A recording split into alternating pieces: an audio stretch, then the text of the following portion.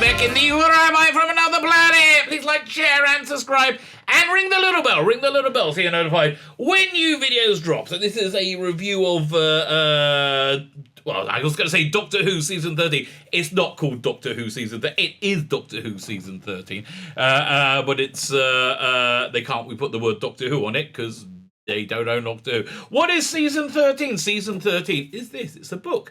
It's a book. It's a sequel to Season 12. So what is that? Alex Lees, his channel Dr. Alex, everything in the video notes below. Alex Lees didn't like the Jodie Whittaker Doctor Who. I think that's fair to say. I'm not an overly huge fan of it either, right? But he really liked the Capaldi Doctor Who. And as a stroke of luck, he can write quite well. So he did Season 12, which acknowledged the Jodie Whittaker stuff and moved on from it back to a Capaldi Doctor really smoothly and really seamlessly. And you had, what was it, 12 or 13 episodes in that season. A traditional season, right, where they have the a season arc, but individual stories within that season. It's really good. If you haven't listened to it, it's really good. One of my favorite bits is when they go to Old Bondas before, like way before the Cybermen. It's a really interesting bit of world building. So with season 13, Alex set himself the task of following Chris Chibnall's remit of doing one continuous story, and boy, that's the only similarity that I think there is. So I'm going to get to. I've been reviewing each week as he puts out another chapter as a book on tape, or you can just go and buy the book right from Amazon right now. But he puts out a book on tape, a chapter on tape each week. It's really worth it. Really worth. So that's what I am. That's what I am reviewing right now. Before we get into it, can you hit the like button, the share button, and the subscribe button? That will be fan-dabby double dose. Let me just look at... again, this is episode 6. Episode 6, which is called... Hang on, I'm just putting it up right now. Hung-Arean Goul Dash. It's a pretty good name for the episode. So, like, share, subscribe, comment. All those things are very, very good. And do check this out, for God's sake. It's honestly...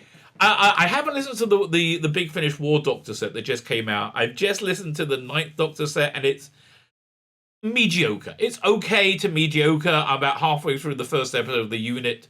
Nemesis, I doubt I'm going back for the second one. This, hands down, is the best Doctor Who being made right now. I mean, it's not even close, right? It's not even like, no, absolutely the best Doctor Who being made right now, even though, they don't use the name Doctor Who. So, this season is one continuous story, and it's just glorious. It's absolutely glorious, and I think it's very hard to talk about it without comparing it to Doctor Who Flux. Now, it seemed to me the way Doctor Who Flux worked was, well, first it wasn't very Doctor Who-y, but was to throw so much information at the screen that you don't really notice it, right? You don't really notice, like, individual things.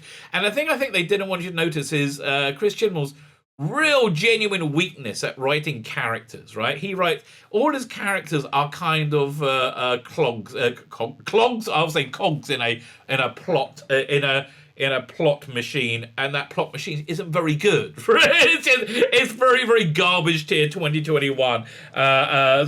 This is very different in that all the characters are real characters, and it's about a group of characters. And I don't think you can say this strong enough. They are characters. Well, firstly, you have the 12th Doctor and Romana, both are absolutely pitch perfect. So what's going on in this season is Romana, it's basically the Doctor's taking the piss a bit, right? That's it. Romana complains that they always end up on Earth. We're always on Earth. Says, I'm going to take you somewhere completely different from Earth, right? Completely different from Earth. And so he takes her to the other side of the universe where there's some like cultural contamination of some kind of the British Empire at the turn of the century.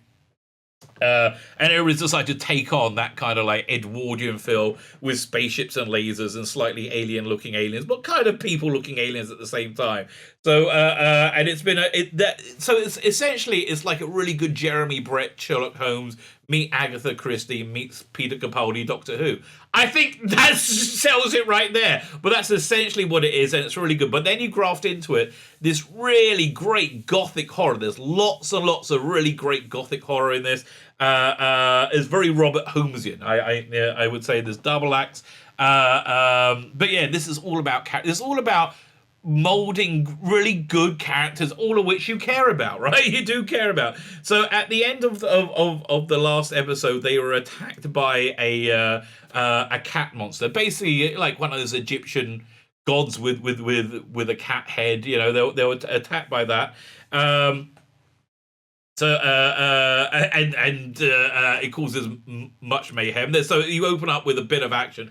And then one of the party doesn't make it, and you really feel it because you care about these characters. In fact, you know what? I think they're doing a mid-season break for a week or two.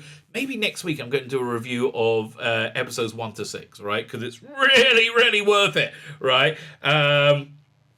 The ship's steward. Okay, I'm back up. They're on a train, but it's not a train, it's a spaceship. Okay, but that's okay. It's the Orient Express in space, essentially. Traveling to Hung-Arean, another world in this collection of worlds that are all very Edwardian. It's more like 1920s style now.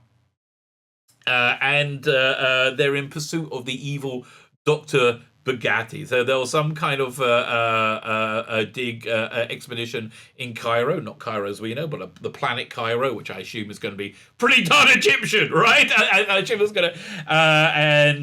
This gentleman, Dr. Bugatti, inveigled himself into the into that exposition for evil ends. So it transpires that Nagati is in somehow contact with these higher dimensional beings. That's what season 12 dealt with a lot. These bulk entities. So he's and it's got a very gothic horror take on this sciencey thing. So again, it's really, imagine Hinchcliffe and Holmes if they were young making Capaldi. Yes, okay, and they got, what's his name? The guy who did the Jeremy Brett Sherlock Holmes as well. That's exactly what this is. So you get a lot of great character stuff with the ship steward. What's his name? Mr. Leslie. And Alex performs most of the roles himself in the book on tape. He has a femme fatale, which I think is the best way to describe it, who does Romana. Looks fantastic. Very, very, very not English accent, but after 2 seasons, I'm totally used to her being Romana. And also, he gets the dialogue and the mannerisms so incredibly perfect, so it kind of works. They had Doomcock, the YouTuber Doomcock, do the voice a few weeks ago, and they've really stepped up the effort on the visual presentation of it as they read this book on tape.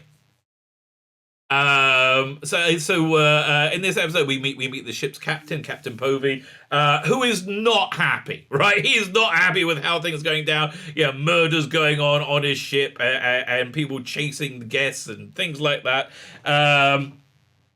And basically, he assigns the Doctor and his companions as his group of people.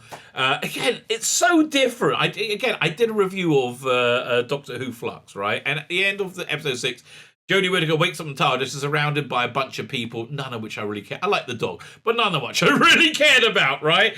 I care about everybody. I care because, why? They took the time to build up the characters, and it's not at a breakneck pace. So they know that the evil Dr. Nagati is on this train/spaceship traveling to Hung-Arean/Cairo, I think. And that's how they ended up in the fight with the cat monster. So the captain is just like apoplectic what's going on and can't stand Leslie. And you feel bad for Leslie. Why? Because they made him into a character. So afterwards, after they've been confined to quarters, the Doctor breaks out and breaks into Nagati's quarters to try and get some information. And bamboozles Leslie again, getting him in trouble. The room looks pretty much unlived in. The captain catches them again. There's a lot of real tension going on there. But eventually they do work out how Nagati plans to escape, and you get this really great set piece towards the end when you finally come face to face with the villain. And again, a very great steampunk Holmesian villain, right? If really liked it. So there's this great set piece on top of the space train airship thing as Nagati goes to make his escape. Well recommended. Well recommended. Best Doctor Who being made right now. This one, like season 12, I'll say you can listen to individual episodes. That's fine. This one you got to listen to the whole thing because it's one seamless narrative. And it's great, right? I really like it. I really like it. You know, I didn't even bother listening to the Big Finish Time Jack. Yeah, I didn't bother by. I can't even find a review of it. Nobody cares. Nobody cares at all. If you like Capaldi, if you like Doctor Who, please go check this out. This is totally for you. My name is Tzvi Lebetkin, the rabbi from another planet. Please like, share, and subscribe. And ring that little bell. Ring the little bell so you are notified when new videos drop.